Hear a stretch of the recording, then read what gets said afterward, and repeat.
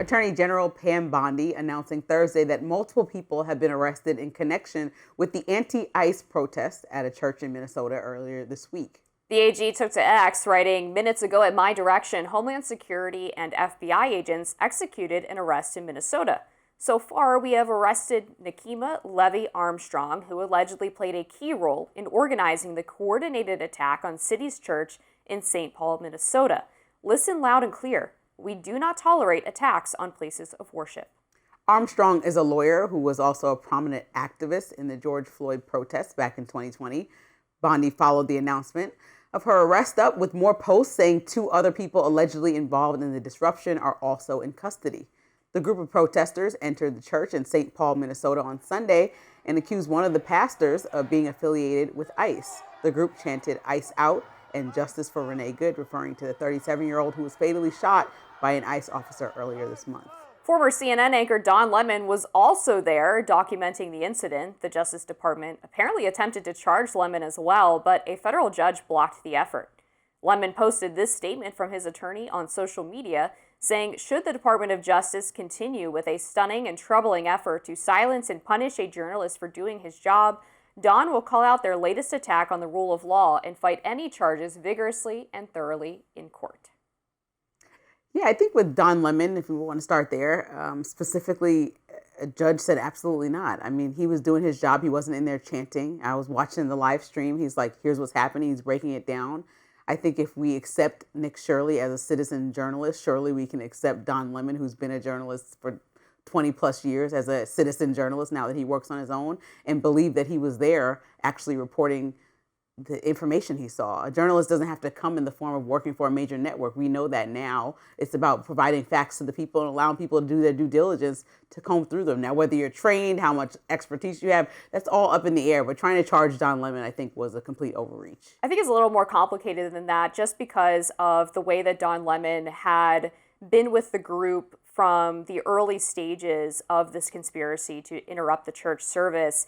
On the early part of his live stream, he was talking about this sort of secret operation that they were going to undergo. He was embedded with the group for hours at a time, went with them into the church, then proceeded to actually defend their motivations on his live stream while interviewing the pastor. And so to me, it seemed like he had more decided that he was part of the group and being their de facto filmmaker as opposed to engaging in a journalistic exercise. It's one thing if you see something in action and you decide to film it, right, or show the public what's happening.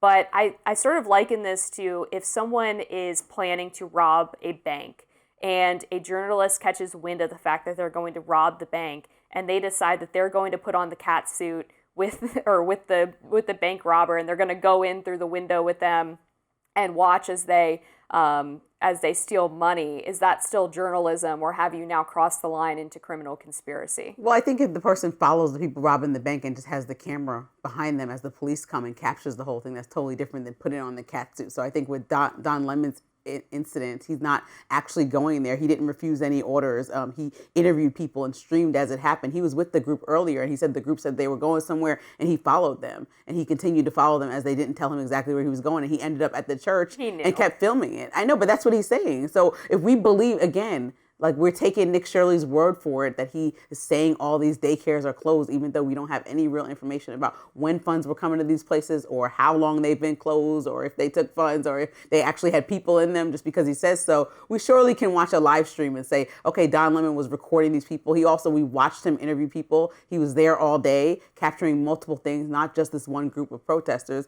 And so I think trying to criminally prosecute him, it's not up to me. A judge said, no, I'm not even taking this seriously. And I think that was a big deal because he documented a protest, not participated in a protest. Well, I mean, one other problem where he gets caught up, I think, is when the pastor requested that he leave the property and he refused to do so, citing his First Amendment rights. But of course, his First Amendment right to be a member of the press does not trump the First Amendment rights of those individuals in the church to participate in their religious activity, which is precisely why those other individuals who helped organize this were charged for violating things like the FACE Act and the Klan Act. And we're going to keep talking about this. I know we have to go to break. But the pastor also, his connection to being a director reportedly for a chapter of ICE. And so if you're somebody who preaches the word of accepting all, but then also it's irrelevant when it comes to the law, though. I know, but if your faith is your faith and you're the pastor and also the head of ICE in your town, I mean, that's a little bit strange as somebody who has these policies being pushed forward. I completely disagree, but unfortunately we don't have time to get into it. Those on the left are expressing outrage over reports that ICE arrested a 5-year-old in Minnesota this week.